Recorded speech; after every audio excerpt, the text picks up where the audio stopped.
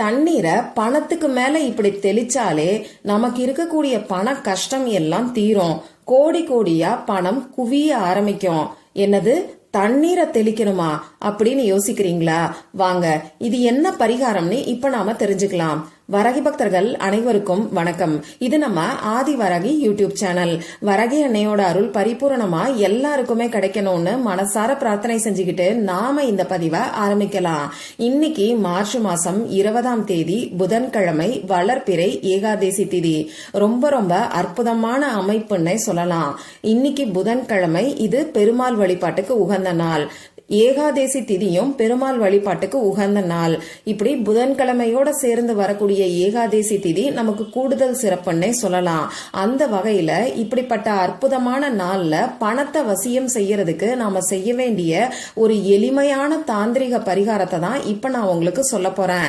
இது என்ன பரிகாரம், இதை யாரெல்லாம் செய்யலான்னு இப்ப நான் உங்களுக்கு சொல்றேன். ஒரு வருஷத்துக்கு மொத்தமா 24 ஏகாதேசி திதிகள் இருக்கும். ஒவ்வொரு ஏகாதேசி திதிக்கும் ஒவ்வொரு பெயர் இருக்கு. ஒவ்வொரு ஏகாதேசி திதியும் தனி சக்தி வாய்ந்தது.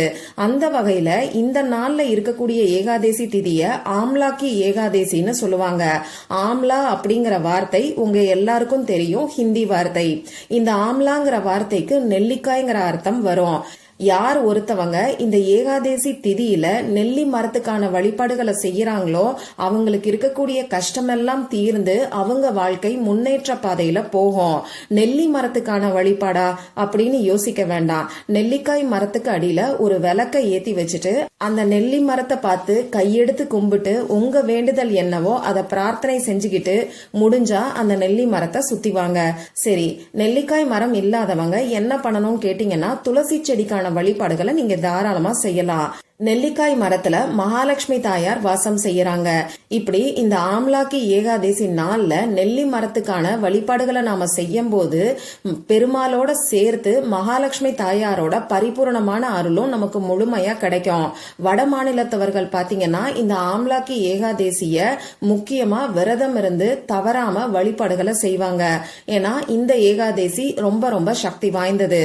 அந்த வகையில நம்ம வீட்டுல எளிமையான முறையில பணவரவு அதிகப்படுத்துறதுக்கும் பண கஷ்டம் தீர்றதுக்கும் இன்னைக்கு நாம என்ன செய்யணும்னு இப்ப நான் உங்களுக்கு சொல்றேன். இந்த வீடியோல சின்ன சின்னதா நிறைய பரிகாரங்களை நான் உங்களுக்கு சொல்ல போறேன். உங்களால என்ன முடியுமோ அதை மட்டும் நீங்க செய்யுங்க. அந்த பரிகாரங்கள் எல்லாத்தையும் முழுமையா தெரிஞ்சுக்கிறதுக்கு இந்த வீடியோவை கவனமா பாருங்க. இப்ப நான் சொல்ல போற பரிகாரங்கள் எல்லாத்தையும் சாயங்காலம் 5 மணிக்கு மேல நைட்டு 9 மணிக்குள்ள இருக்கக்கூடிய இடைப்பட்ட நேரத்துல உங்க வீட்டுல பூஜை அறையில நீங்க செய்யுங்க. ஆண்கள் பெண்கள் யாரு வேணாலும் செய்யலாம். ஆனா சுத்தமா இருக்கிறவங்க மட்டும்தான் செய்யணும். அசைவம் சாப்பிட்டதுக்கு அப்புறமா இந்த வழிபாடுகளை நீங்க செய்ய வேண்டாம். அசைவம் தெரியாம சாப்பிட்டு இருந்தீங்கன்னா தலைக்கு குளிச்சுட்டு அதுக்கப்புறமா இந்த வழிபாடுகளை செய்யுங்க. உடல்நிலை சரியில்லாதவங்க சாதாரணமா உடம்புக்கு குளிச்சுட்டு தலையில 3 முறை தண்ணீரை தெளிச்சுக்கிட்டு அதுக்கப்புறமா இப்ப நான் சொல்ல போற பரிகாரங்கள்ல ஏதாவது ஒண்ணு நீங்க செய்யுங்க. முதல்ல ஏத்தி வைக்க வேண்டிய தீபத்தை நான் உங்களுக்கு சொல்றேன். இன்னைக்கு ஆம்லாக்கி ஏகாதேசி இருக்கிறனால நெல்லிக்காய் தீபத்தை ஏத்தி வைக்கிறது ரொம்ப ரொம்ப விசேஷமானது. இது நமக்கு பணவரவை அதிகப்படுத்தி கொடுக்கும். நெல்லிக்காய் தீபம் எப்படி ஏத்தணும்னு இப்ப நான் உங்களுக்கு சொல்றேன். 2 பெரிய நெல்லிக்காய்களை கடையில இருந்து வாங்கிட்டு வந்துக்கோங்க. இந்த நெல்லிக்காய்களுக்கு மேல இருக்கக்கூடிய சதை பகுதியை கொஞ்சமா கத்தி வச்சு நீங்க சுரண்டி எடுத்துக்கோங்க. இந்த நெல்லிக்காய் தீபம் ஏத்துறதுக்கு முன்னாடியே இதுக்கு தேவையான திரிய நெய்ல நீங்க ஊற வச்சிருங்க. அதாவது 1 மணி நேரத்துக்கு முன்னாடி கூட நெய்ல திரிய நீங்க ஊற வச்சிருங்க. 2 திரிய ஊற வைங்க.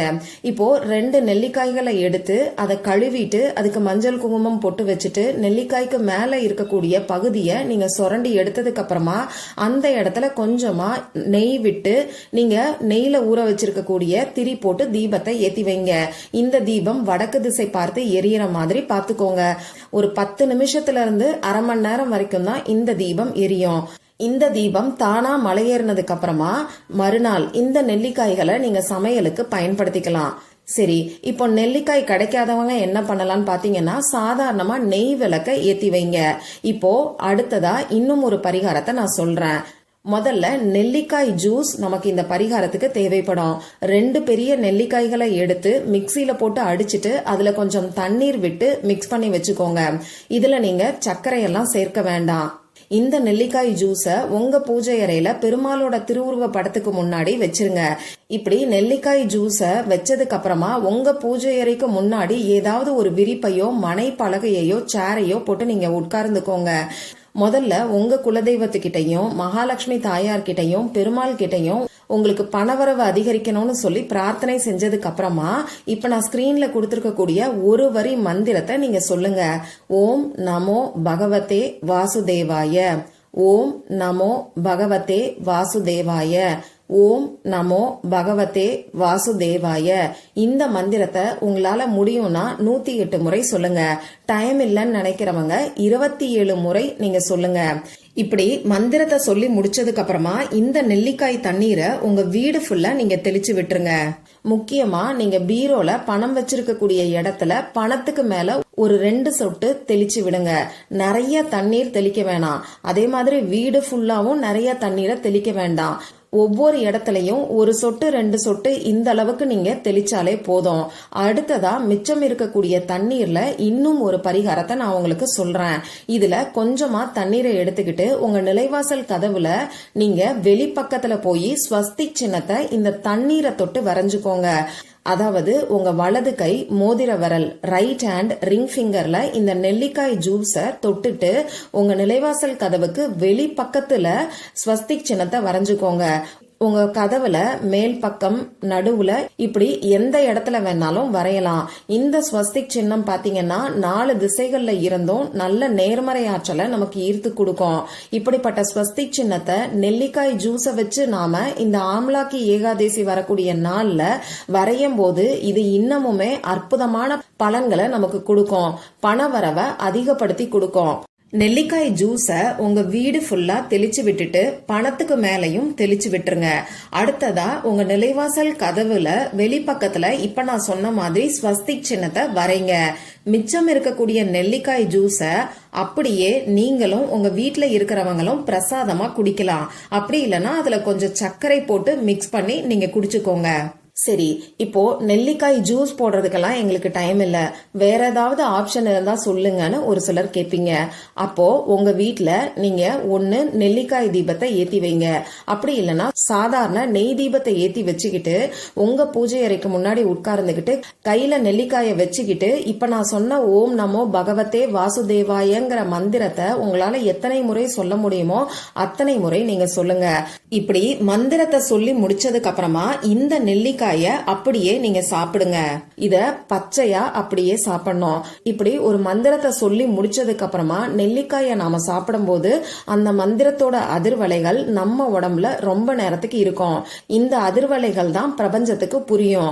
அந்த வகையில நமக்கு பணவரவு அதிகரிக்கிறதுக்காக இந்த மந்திரத்தை சொல்லி நெல்லிக்காய நாம சாப்பிடும் போது இது இன்னமுமே வேகமா உங்களுக்கு ரிசல்ட்டை கொடுக்கும். சரி, எனக்கு நெல்லிக்காய் கிடைக்கல, நாங்க வெளிநாட்டுல இருக்கோம், நாங்க என்ன பண்ணலாம்னு சொல்லி ஒரு சிலர் கேப்பீங்க.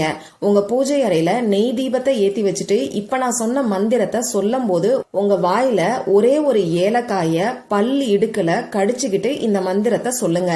அப்படி சொல்லி முடிச்சதுக்கு அப்புறமா இந்த ஏலக்காய மென்னு நீங்க சாப்பிடறதுக்கு பாருங்க. அப்படி சாப்பிடறதுக்கு பிடிக்காதவங்க இந்த ஏலக்காய நீங்க குப்பையில போட்டுடலாம். இன்னைக்கு இந்த ஆம்லாக்கி ஏகாதேசி ரொம்ப ரொம்ப சக்தி வாய்ந்த நாளா நமக்கு இருக்கு. அதனால இப்ப நான் சொன்ன பரிகாரங்கள்ல உங்களால என்ன செய்ய முடியுமோ அதை நீங்க தவறாம செஞ்சு பாருங்க. நிச்சயமா பணவரவுல அதிரடியான மாற்றங்கள் ஏற்படும். இந்த பதிவுல உங்களுக்கு ஏதாவது சந்தேகம் இருந்துச்சுன்னா எனக்கு கமெண்ட் பாக்ஸ்ல கேளுங்க. அதை நான் உங்களுக்கு உடனே தெளிவுபடுத்துறேன். இந்த பதிவு உங்களுக்கு பிடிச்சிருந்தா லைக் பண்ணிட்டு உங்க ஃப்ரெண்ட்ஸ் அண்ட் ஃபேமிலி கூட ஷேர் பண்ணுங்க. இந்த மாதிரி அந்தந்த நாளுக்கும் நேரத்துக்கும் திதிக்கும் உரிய வழிபாடுகளையும் பரிகாரங்களையும் நீங்க மிஸ் பண்ணாம தெரிஞ்சுக்கிறதுக்கு நம்ம சேனலை மறக்காம சப்ஸ்கிரைப் பண்ணிட்டு பக்கத்துல இருக்கக்கூடிய பெல் ஐக்கானையும் பிரஸ் பண்ணிக்கோங்க. மற்றும் ஒரு பயனுள்ள பதிவுல நாம சந்திக்கலாம். நன்றி.